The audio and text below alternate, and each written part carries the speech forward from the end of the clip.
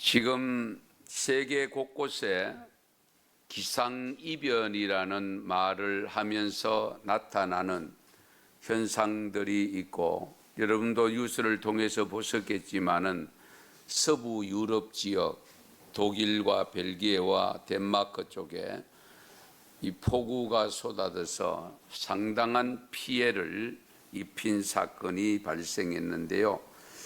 독일에서만 141명이 현재 사망했고 벨기에에서 27명이 사망을 했습니다. 그리고 103명이 실종되었다 그러고요. 670여 명이 부상을 당했고 아직도 60명이 실종 단계에 있다고 합니다.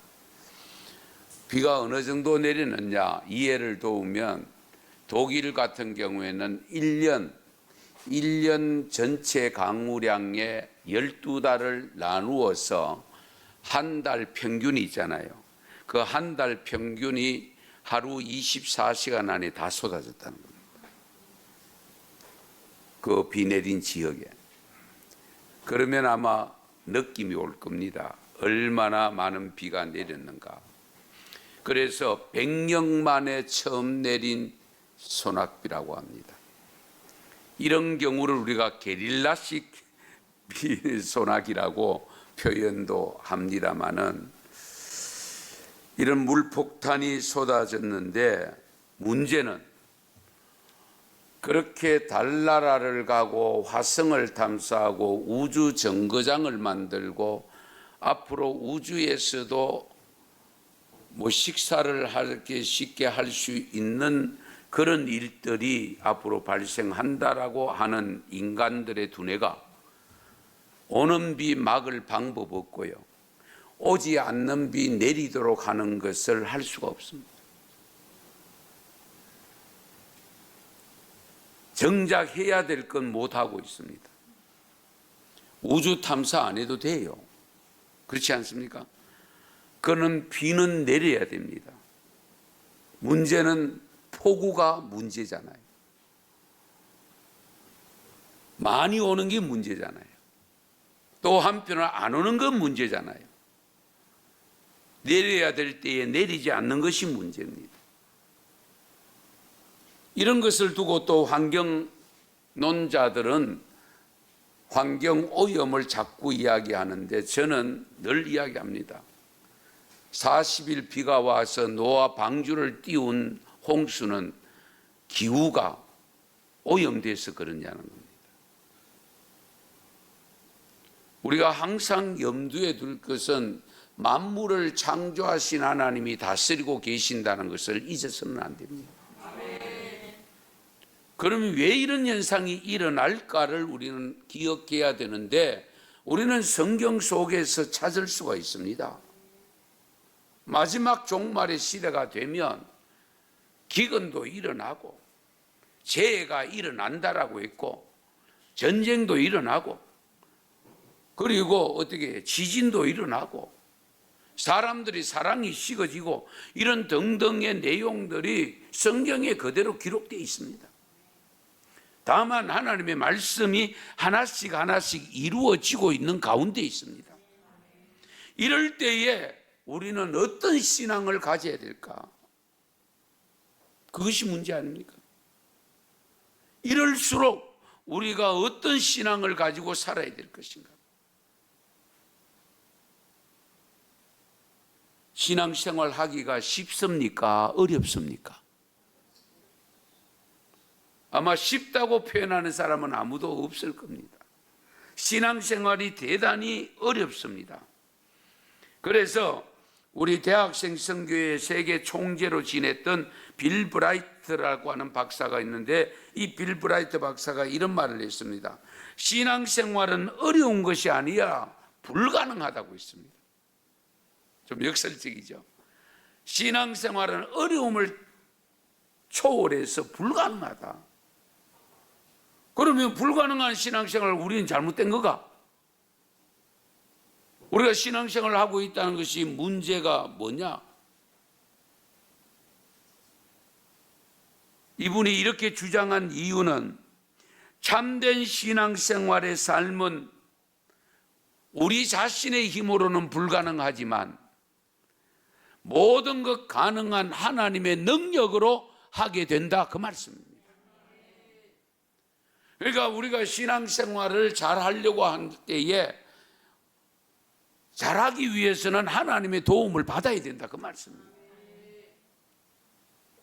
우리가 살아가는 세상에서 우리가 할 수 없는 불가능한 일을 너무 많이 만납니다. 그때 인간들은 좌절하고 실망하고 낙심되어지고 패배감까지 가질 수도 있습니다. 내가 이것밖에 안 되나? 우리가 이것밖에 안 되나? 이것밖에 안 됩니다. 그런데요, 어려운 일을 만날 때에 우리가 어떻게 대처해야 될 것인가?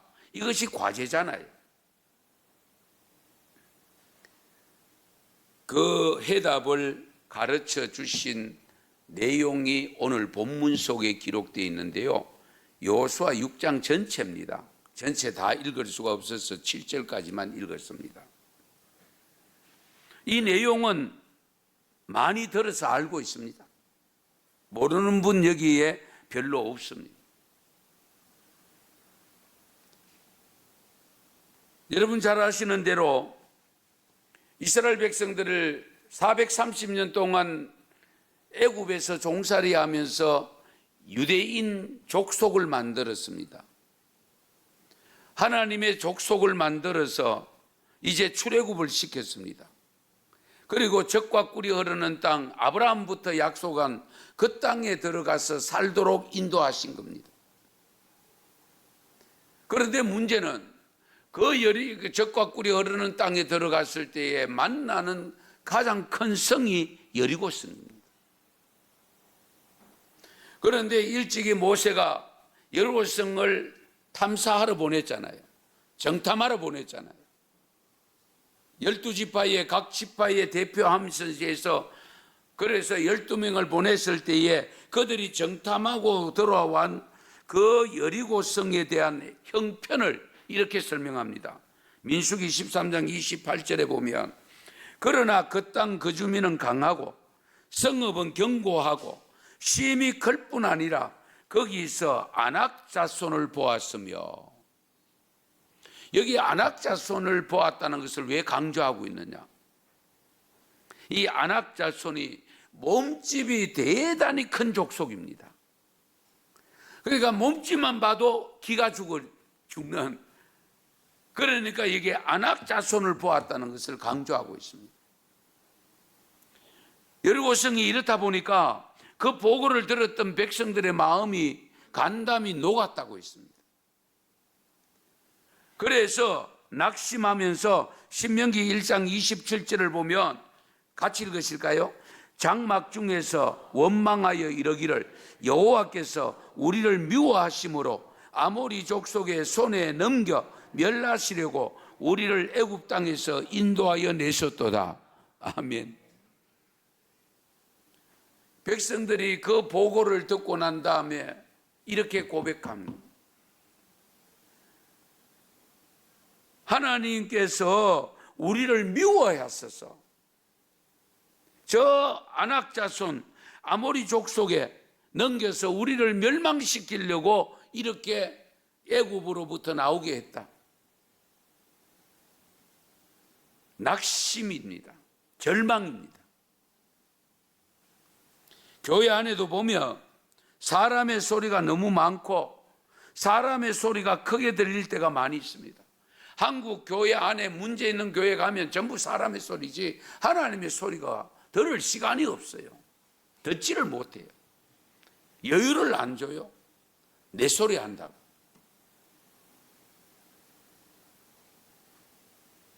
여러분, 사람의 소리가 난무하면 하나님의 말씀은 온데간데 없습니다. 귀에 들리지 않습니다. 있어야 할 기도의 소리는 없고 헐뜯는 소리만 있고요. 있어야 될 칭찬과 사랑의 음성은 들리지 않고 오히려 시기와 질투와 미움의 소리만 가득 찹니다. 우리에게 주어진 여리고성을 무너뜨리려고 하면 조용하게 하나님의 계획과 섭리를 깨달을 수 있도록 우리의 소리를 없애고 하나님의 소리를 들을 수 있는 침묵이 절대적으로 필요합니다.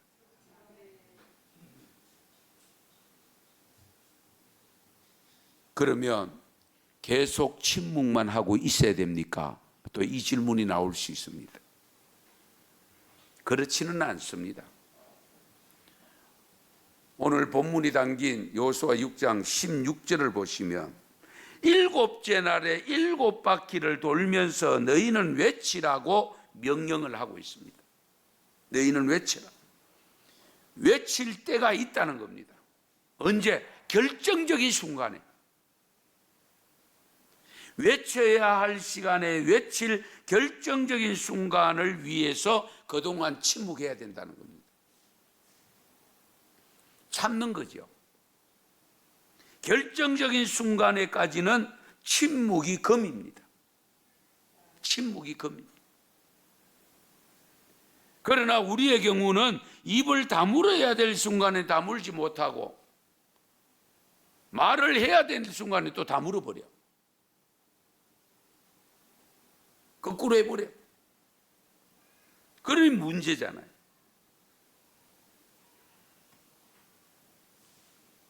아무쪼록 침묵의 훈련을 잘 하셔서 여리고성을 반드시 무너뜨릴 수 있기를 바랍니다.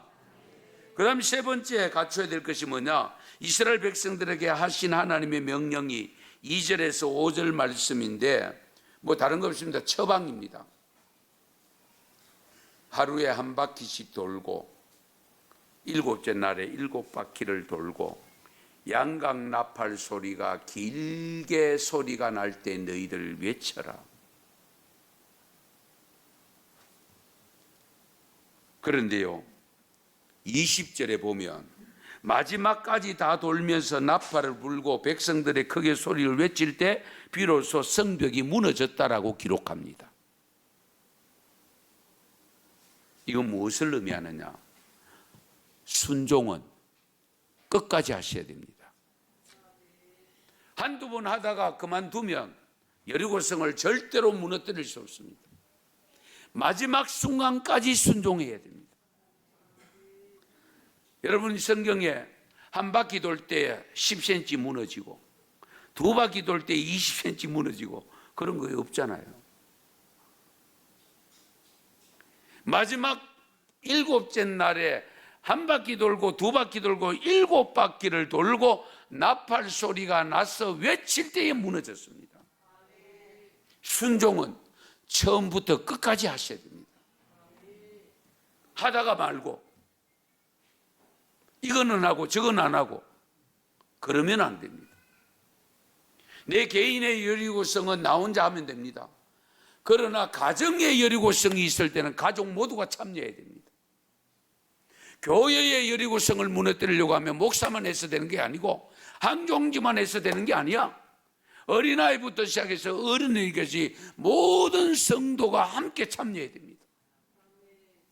오늘 여리고성 무너뜨릴 때 어땠습니까? 제사장만 했습니까? 모든 백성들이 함께 참여했습니다. 같이 갔습니다.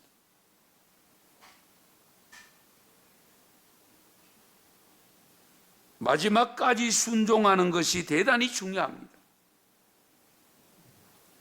여러분 잘 아시는 대로 이스라엘 백성들을 괴롭히던 나라의 나만 장군 이야기 아시잖아요. 나만 장군이 이스라엘 백성의 포로를 잡아왔을 때에 계집종 여자아이가 몇 살인지는 모르지만 뭐 10대가 될 것 같은데 데리고 와서 심부름 시킨다고 집에 데려다 놨습니다. 그런데 나만 장군이 자기가 생긴 장군을 보니까 나병인데 저 병은 우리나라의 선지자한테 가면 고칠 수 있을 텐데 그때 선지자가 엘리야 선지자입니다. 그러니까 나만 장군이 그 말을 믿고 하사품 고침을 받았을 때 하사품을 간뜩 싣고 갑니다. 엘리야 선지자 앞에 거의 다 왔을 때에 전달을 했는데 엘리야 선지자가 나오면 참 좋겠는데 얼굴도 안 보이고 사람을 시켜서 저 요단강물에 가서 7번 목욕하시라 해라. 그때 나만 장군이 무슨 생각을 합니까? 우리나라는 요단강보다 더 좋은 물이 있는 큰 강이 있는데 내가 그 물에 씻지 말라고 여기 작은 강 요단강에 갈 수 있나? 돌아가자. 그랬을 때에 부하도 잘 두셔야 돼요. 그 부하 직원이 아니 더 어려운 거 시켜도 우리가 해야 될 텐데 이렇게 요단강물에 가 목욕시키는데 지금까지 먼지 덮으시고 왔는데 씻었습니다. 말이 맞잖아요. 그러니까 그 말을 들어보니까 남한 장군이 맞거든. 그래서 씻었는데 한 번 씻어서 좀 나았고 2번 씻어서 좀 더 나았고 그런 표현이 없어요, 성경에. 7번째 들어갔다가 나오니 피부가 어린아이 같이 되었더라. 할렐루야. 마지막 7번까지 순종이 필요합니다. 아시겠어요? 우리가 주님의 믿으면서 한 가지 조심해야 될 게 바로 이 부분입니다. 어떤 것은 순종하고 어떤 것은 안 하고 내 하기 좋은 것은 하고 하기 싫은 건 안 해버리고 그거는 참된 순종이 아닙니다. 그런 모습으로는 절대로 내 앞에 놓여 있는 여리고성을 무너뜨릴 수 없습니다.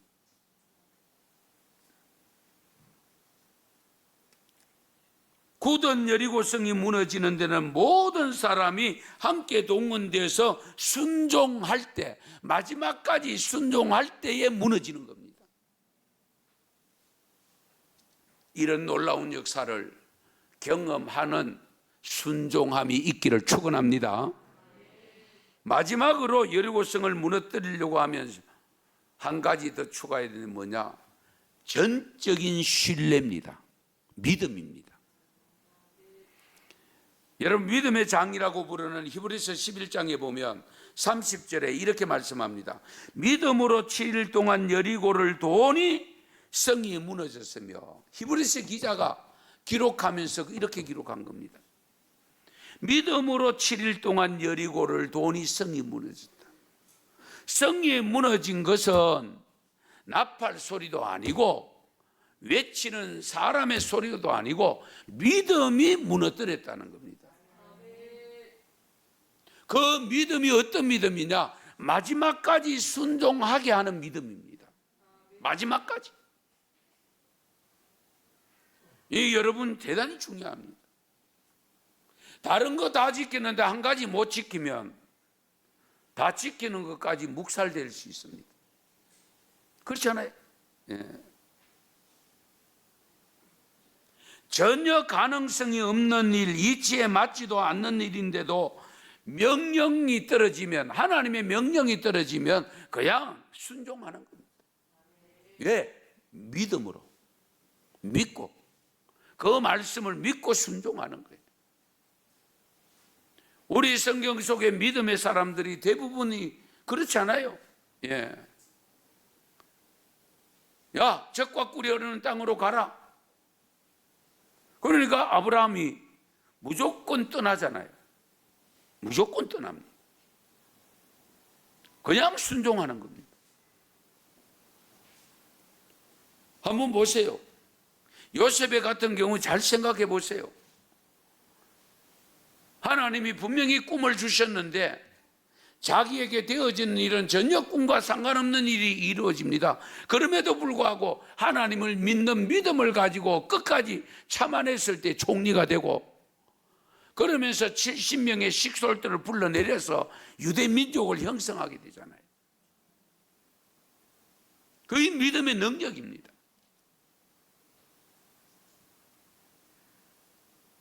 하나님의 전술은 믿음이 요구되는 전술입니다.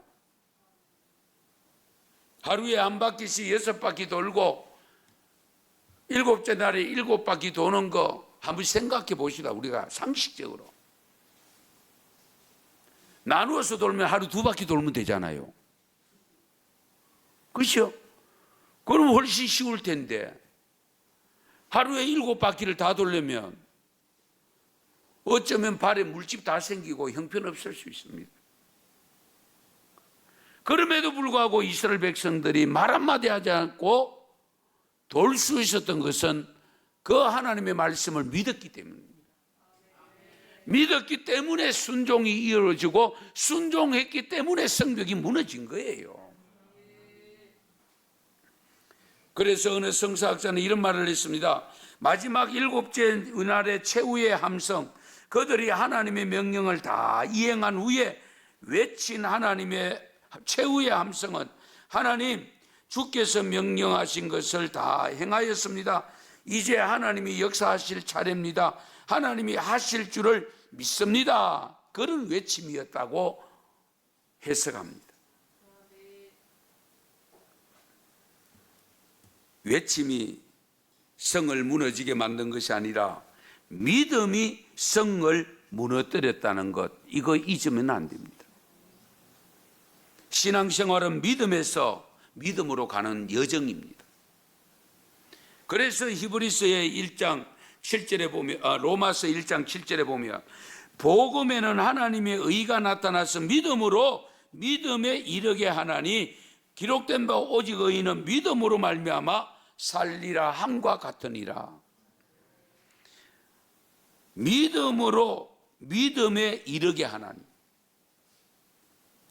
신앙생활은 믿음에서 시작해서 믿음으로 살다가 내 삶을 완성하는 끊임없는 믿음의 행진입니다.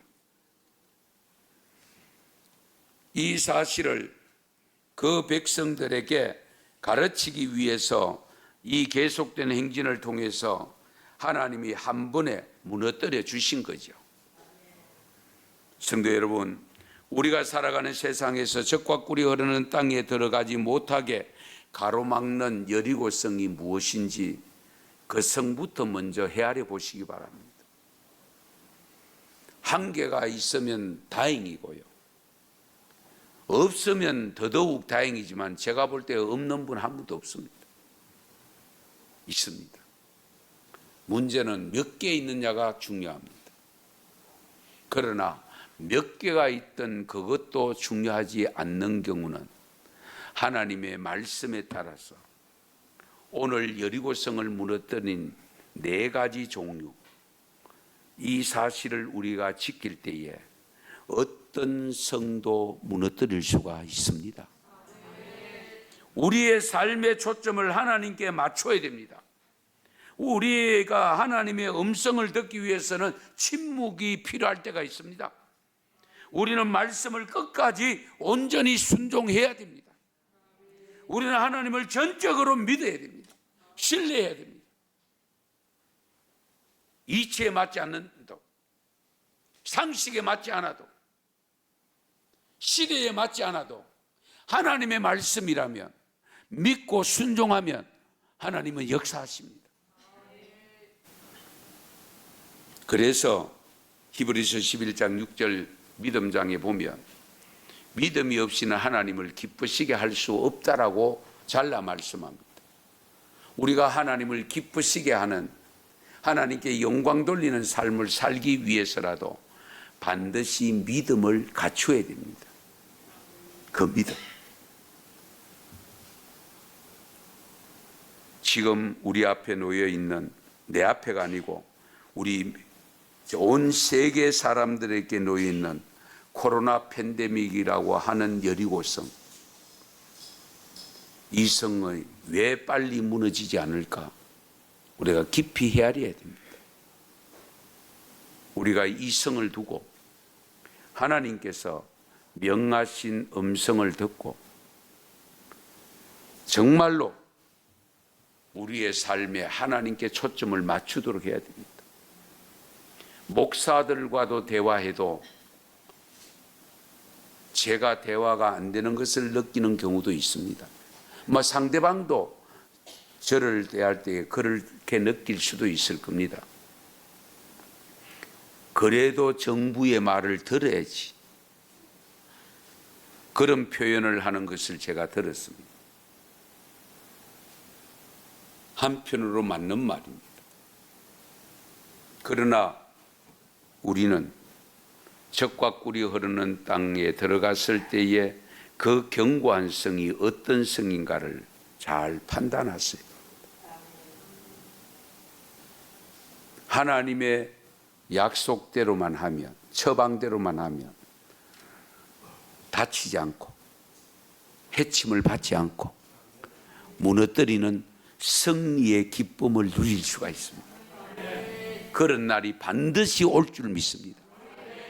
우리 언성교회 성도 여러분들은 개인적인 것들, 가정적인 것이든 우리 집 앞에 놓여 있는 한국 교계 안에 있는 여리고성이랄지라도 항상 먼저는 하나님의 음성 들어야 됩니다. 하나님의 처방을 들어야 됩니다. 그 처방대로 믿고 순종해서 그 여리고성이 무너지는 날 우리 모두가 하나님을 더욱 기쁘시게 하고 하나님이 주시는 복을 받아 누리는 삶이 될 수 있기를 축원합니다. 축복합니다. 기도드리겠습니다.